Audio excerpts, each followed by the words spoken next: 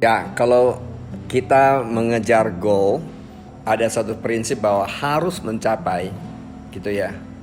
Itu pada dasarnya kalau tidak achieve itu bisa stres, itu wajar karena ada kata harus di situ. Sebenarnya kalau mau peace ya, dalam mengejar goal dengan peace, sebenarnya kata harus itu tidak bisa dipakai karena harus itu kan sesuatu yang pasti. Dalam realita hidup gak ada yang pasti. Memang kalau sebagian orang mengatakan bahwa lo kalau gitu kita nggak firm dong, nggak juga. Sebenarnya tetap firm aja, tapi kita nggak boleh mengatakan harus. Cobalah kita lihat contoh kejadian kasus sekarang ini COVID-19 ya.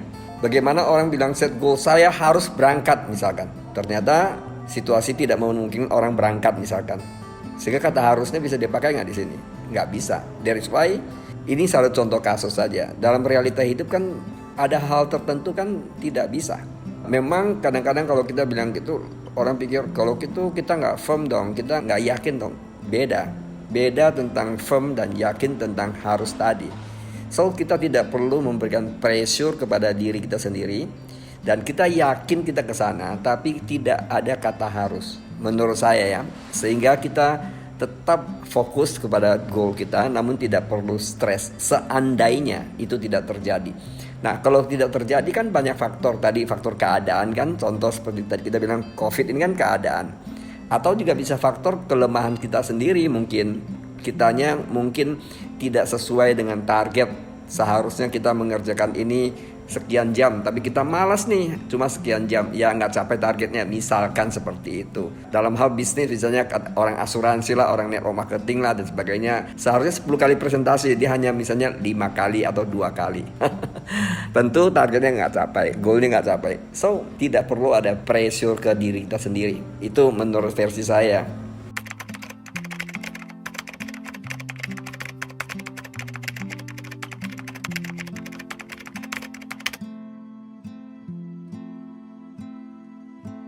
Tipsnya kembali kepada prinsip hidup. Kalau saya ya, prinsip hidup. Prinsip yang saya pegang bahwa kalau everything happen for a good reason, ini salah satu prinsip ya. So apa yang harus di-stress? Berarti kalau kita lihat ada sesuatu kejadian, biasanya pengalaman saya di belakang itu ada sesuatu pelajaran yang kita bisa petik sehingga akan bermanfaat di kemudian harinya jauh lebih besar. Mungkin pada saat kejadian itu tidak menyenangkan ya, stres dan sebagainya. That is why kalau tidak ada prinsip semacam ini gampang sekali stres. Kalau ada prinsip ini kan minimum ini salah satu dasar aja nggak perlu stres. Tentu ada hal-hal yang lain. Ini salah satu contoh saja sehingga apapun yang terjadi ambil hikmahnya saja.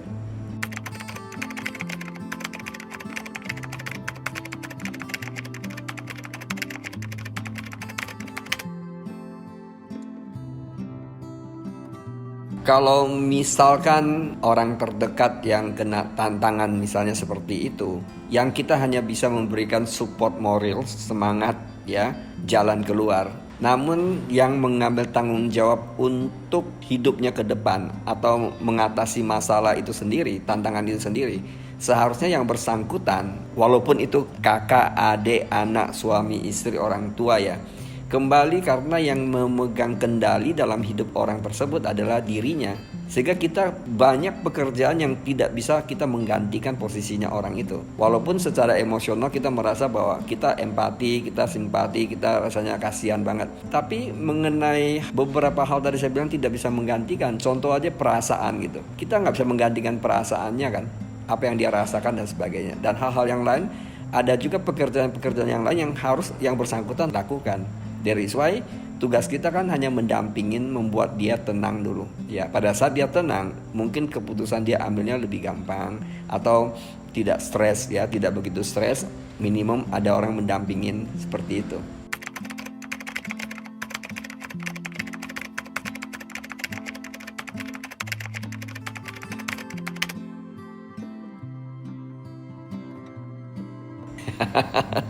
Ya, sejak kapan ya?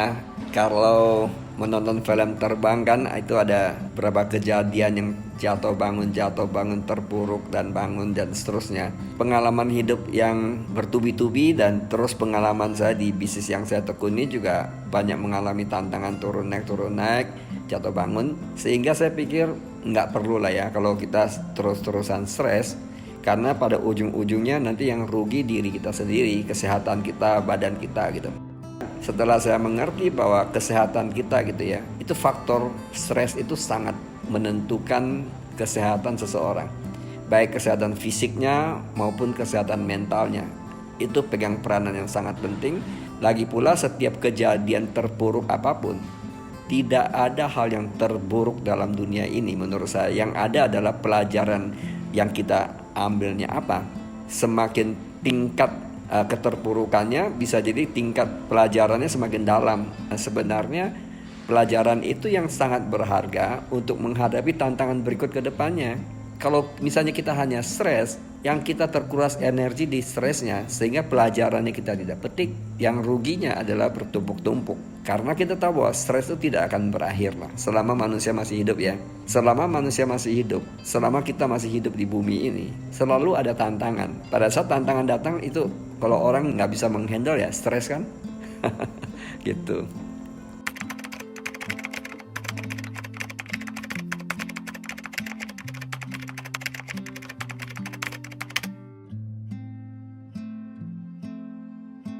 Hal simple sederhana ya, kalau kita beriman gitu ya, pertama ya berdoa dulu gitu ya.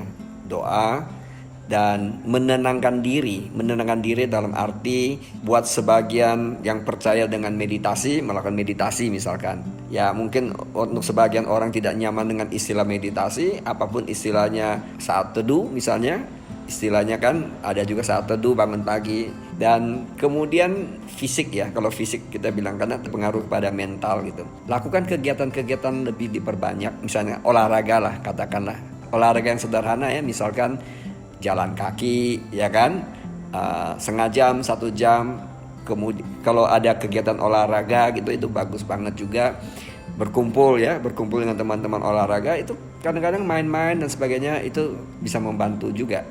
Itu dari sisi fisik, karena pada saat kita gerakan fisik kita itu tubuh kita mengeluarkan endorfin gitu. Endorfin itu juga membantu meringankan stres kita.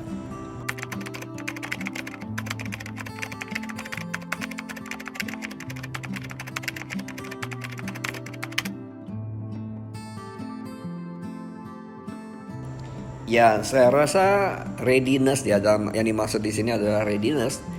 Hidup ini kita nggak tahu loh apa yang terjadi the next second gitu ya.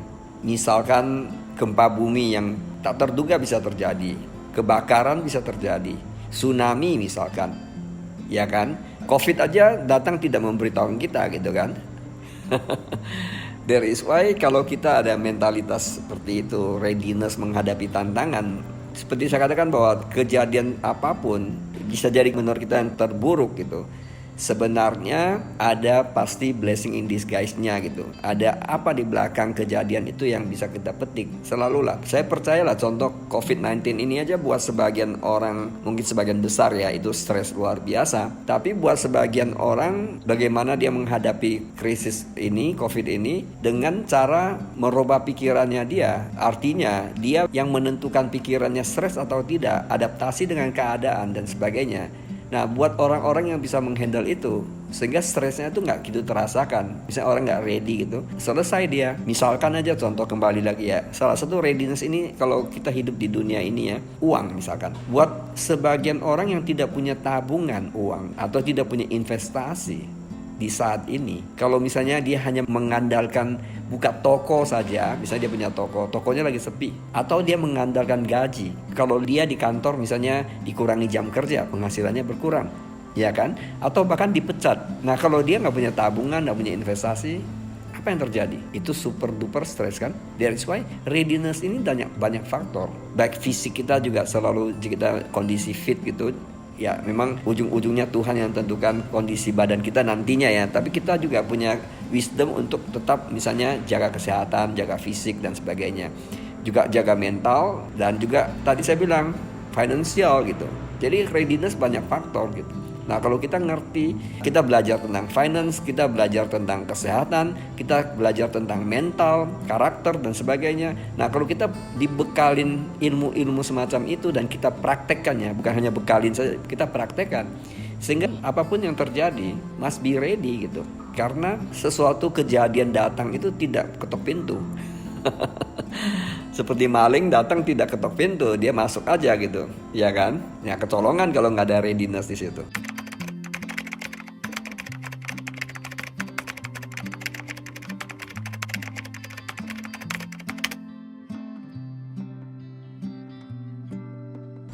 Sederhana, kalau seseorang antara mind, body, soul itu tidak sinkron, orang ini sudah stres sebenarnya. Nah, walaupun tingkat stresnya itu bisa beda-beda. Perhatikan ya, kita nggak bahas agama dan keyakinan di sini. Kita bicara tentang prinsip saja. Misalkan orang-orang yang spiritualnya tinggi lah, banyak menenangkan diri komunikasi dengan Tuhan. Kalau dalam hal misalnya agama tertentu menerapkan namanya meditasi, itu kan lagi dia mensinkroniskan pikiran, hati, dan tindakan. Karena membuat dia peaceful mind dulu, tenang dulu, kemudian antara bodinya, mindnya, spiritnya itu connect satu dengan yang lain. Saya nggak bilang hanya meditasi ya, bisa juga bentuk-bentuk yang lain, bentuk-bentuk spiritual yang lain, apa itu doa, kusuk dan sebagainya. Sebenarnya itu kan mereka melakukan itu adalah untuk mensinkroniskan antara hati, pikiran dan tindakan itu kan. Kalau misalnya kalau orang tidak spiritual gitu ya, dia kan nggak perlu hati berarti di situ. Mau curi aja, mau rampok aja, mau bunuh aja. Nah kalau gitu kan nggak ada bicara spiritual lagi. Kalau orang bicara spiritual kan orang pasti buat sesuatu yang bersih, tindakannya bersih, pikirannya bersih, antara kata-kata dan tindakannya dia sesuaikan dan seterusnya. Nah memang itu bukan pekerjaan yang ringan gitu ya. That's why kadang-kadang kita lihat ya, misalnya para monk gitu ya, monk Buddha gitu. Mereka bisa meditasi 40 tahun, 50 tahun, ada yang lebih dari itu gitu. Itu menandakan bahwa bukan pekerjaan yang ringan. Tapi mungkin nggak kita melakukannya? Mungkin, tapi kan ada harga yang dibayar. That is why orang-orang yang kalau spiritualnya tinggi, kenapa jarang stres? Waktu saya muda ya, sekarang film-film semacam itu sudah nggak banyak. Waktu saya masih sangat muda, masih mungkin anak-anak lah. Zaman dulu banyak film Shaolin gitu. Nah di film Shaolin itu sering digambarkan di dalam film itu ya, suhu Shaolin di situ tuh di tempel ya, di tempel Buddha, diserang musuh, kemudian dibakar gitu ya. Sudah dibakar tuh, api menyala di mana-mana, kemudian musuh datang, udah pedang atau kampak depan matanya si mang itu atau suhu itu, dengan tenang dia hanya Amitabha. Pernah nggak nonton film semacam itu? Ya itu tontonan, tapi sebenarnya ada pesan moral dalam kehidupan nyata seperti itu sebenarnya. Menggambarkan orang yang spiritualnya tinggi, itu dia tenang. Kalau ditanya perlu nggak mensinkroniskan itu? Ya perlulah.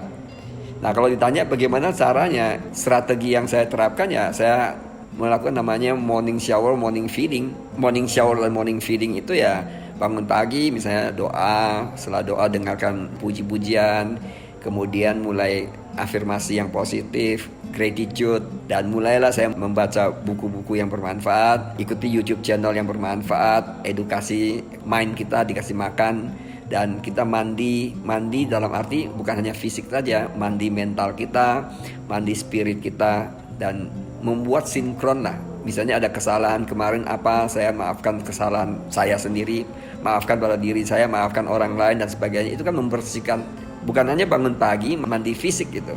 Kalau kebanyakan orang kan bangun pagi mandi fisik aja, fisiknya bisa wangi, tapi kalau misalnya kita mentalnya, spiritualnya nggak, misalnya spiritnya nggak sinkron gitu ya, masih banyak stres, artinya bau. Nah bau ini bukan dalam bau yang kecium di fisik begitu, tapi keciumnya nanti di tindakan kita, attitude kita, itu tercermin semua gitu.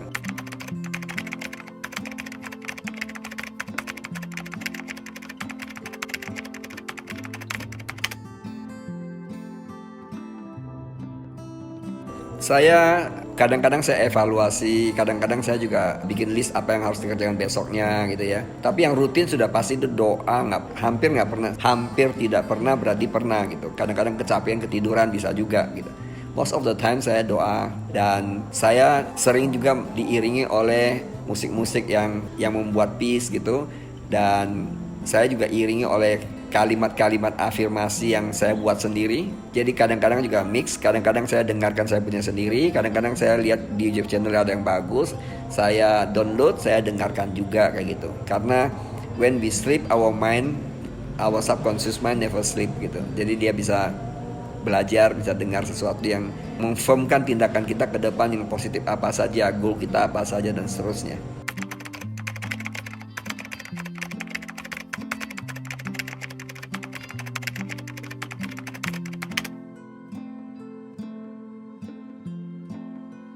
Ya, in overall ya, seperti di video sebelumnya saya juga sempat bahas bahwa krisis itu tidak akan berakhir, selalu ada lah, bisa bentuk berbeda-beda. Ada krisis yang sifatnya itu kolektif, seperti sekarang COVID-19 kan sifatnya kolektif bersama-sama itu. Ada juga krisisnya pribadi, personal punya lah. Nah, kalau kita ngerti bahwa nggak ada berakhirnya, berarti kesimpulannya apa? Adalah readiness menghadapi krisis. Saya sudah lama, sejak muda saya sudah menerapkan prinsip ini, bahwa dengan ketenangan kita sudah memenangkan pertandingan atau pertempuran 50%. Nah, sisanya 50% berikutnya adalah tergantung kita punya perjuangan dan lain-lain. Jadi dengan tenang kita sudah menang setengah permainan. Itu salah satu filosofi yang saya terapkan. Mungkin ini boleh jadi bahan pertimbangan teman-teman juga menghadapi segala situasi. Tenang dulu, ya kan? Sebenarnya kalau kita tadi ditanya readiness tadi, bahwa itu adalah benar. Kalau kita ada readiness, sebenarnya apapun yang terjadi udah siap secara mental. Nah, hal inilah salah satu skill lah yang harus dikuasai dalam hidup ya. Skill hidup ini adalah bagaimana menghadapi tantangan dengan sikap readiness tadi. Nah, skill-skill macam inilah membantu kita. Tadi dibilang bagaimana cara mengatasi stres, ya salah satunya readiness tadi. Kesimpulannya adalah be ready menghadapi segala situasi. Apakah menurut kita situasi yang oke atau tidak oke? Sebenarnya kalau kita punya prinsip everything happen for good reason, tidak ada sesuatu yang buruk sebenarnya. Yang ada adalah pelajaran. Thank you for watching. Bye.